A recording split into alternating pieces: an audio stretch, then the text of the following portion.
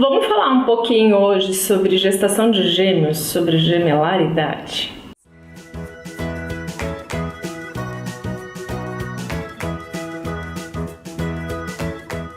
Quem aqui não acha a coisa mais fofinha, gêmeos iguaizinhos, ou então cada um de um jeitinho? Enfim, gêmeos realmente encantam, é muito fofinho. É sempre um turbilhão de emoções para os papais que às vezes não estão esperando, ou estão esperando um bebezinho e de repente recebem dois, né? Mas também é um assunto que já deixa muita dúvida assim no ar, né? E eu trabalho muito com gestações de alto risco, e sim, gestações gemelares, gestações de gêmeos são consideradas sempre gestações de alto risco. Então eu atendo bastante esse tipo de futuras mamães e eu vim abordar aqui com vocês hoje um assunto que eu percebo que é bastante gerador de dúvidas nas consultas, que é se as gestações de gêmeos são todas iguais. E não são. Existem muitas diferenças entre as gestações de gêmeos, diferenças importantes de riscos para os bebês, diferenças que determinam para a gente mais ou menos o quanto a gente pode avançar com a gestação em termos de tempo mesmo, de semanas. Então, vou falar um pouquinho desse tipo de diferença, tá? Gestação gemelar, assim, tem muitos aspectos que a gente pode falar, mas eu não vou falar tudo num vídeo só, mesmo porque, né, acho que nem ia aguentar. Então, se tiverem mais dúvidas sobre isso, é só deixar nos comentários aqui, ou então escrever lá no direct do meu Instagram. O meu Instagram é Mamãe Plena também, eu vou deixar aqui embaixo na caixa de informações. Eu sempre deixo todas as redes sociais aqui embaixo para vocês. Enfim, mas o que eu queria abordar é justamente sobre as diferenças no tipo de quantidade de bolsas amnióticas, de placentas e quais tipos a gente pode ter de gestação e o que isso implica em diferença, tá?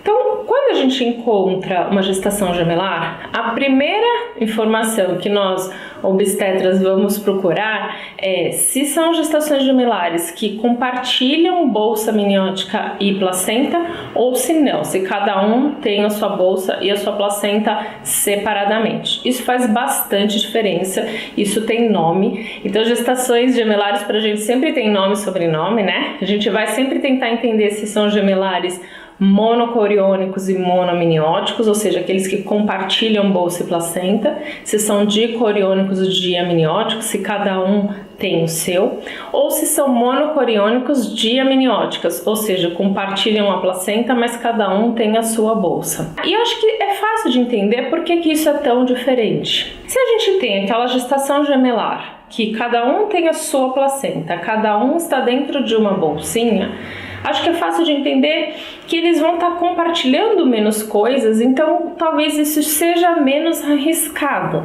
E sim, isso é verdade. Então cada um vai receber a sua nutrição pela sua própria placenta, cada um vai estar envolto em uma membraninha com a sua quantidade de líquido, e isso faz com que a gente tenha um pouco mais de tranquilidade, que cada bebê vai estar nutrindo-se, vai estar crescendo independentemente do outro, e isso faz com que a gente consiga levar a gestação de gêmeos quase até o finalzinho. É muito frequente, até pelo excesso de peso, de volume da barriga da mulher que tem mais de um bebê, que ela entra em trabalho de parto um pouco antes da hora, espontaneamente. Mas, em muitos casos, a gente consegue sim que esse tipo de gestação gemelar chegue até o final.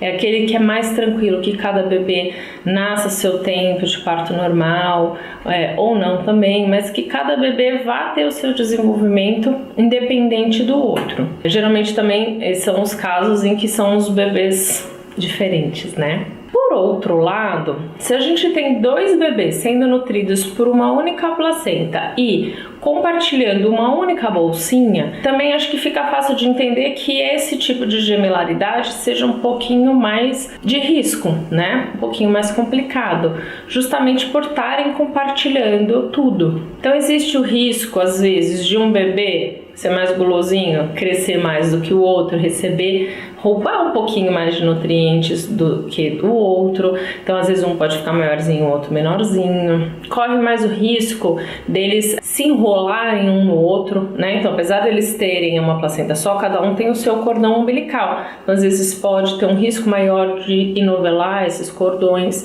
Então, são gestações que muitas vezes a gente interrompe um pouquinho antes da hora. A gente tem uma tendência de fazer com que esses bebês nasçam um pouquinho mais prematuramente do que aqueles lá, pelos riscos realmente associados à vidinha deles. E tem aquele caso ali meio termo, que eles vão estar sim compartilhando uma placenta só, mas cada um está protegido numa bolsinha das águas separadas, que é o monocoriônica e amniótica. Neste caso, a gente tá ali no meio termo, né? Não precisa ser tão intervencionista quanto o caso que eles compartilham tudo, mas também a gente não tem tanta tranquilidade em deixar a gestação por muito tempo, porque tem um risco um pouquinho maior dessa placenta aí se tornar insuficiente para os dois. Então é muito importante que a gente conheça de que tipo de gemilaridade a gente está falando, por isso que eu digo que tem que ter nome e sobrenome, e essa determinação é muito mais precisa quando ela é feita no início da gestação, naquele primeiro ultrassom que é feito no primeiro trimestre.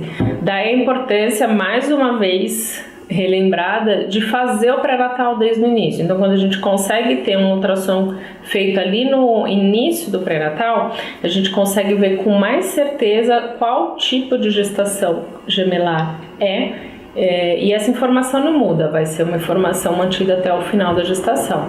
Às vezes, se a gente pega um ultrassom muito tardio de gêmeos, né, um ultrassom feito ali no segundo trimestre, fica difícil determinar, gera confusão e gera realmente dúvida de saber como conduzir essa gestação da melhor maneira possível.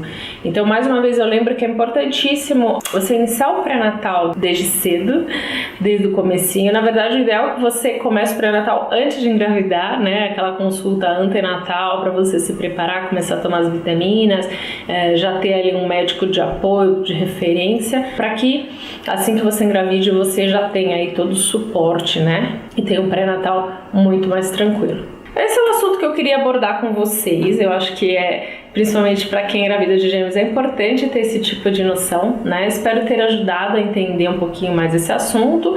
E se por acaso vocês quiserem saber um pouquinho mais sobre gestações gemelares, vamos comentar aqui para que eu traga mais vídeos do assunto, tá bom? Hoje eu fico por aqui, espero que vocês tenham gostado. Não esqueça de dar aquele like, compartilhe esse vídeo aí com todo mundo que tá gravidinha ou as tentantes. Vamos fazer esse vídeo crescer, ter bastante like, ter bastante view e o canal também, tá bom? Muito obrigada, eu vou ficando por aqui. Um beijo, tchau!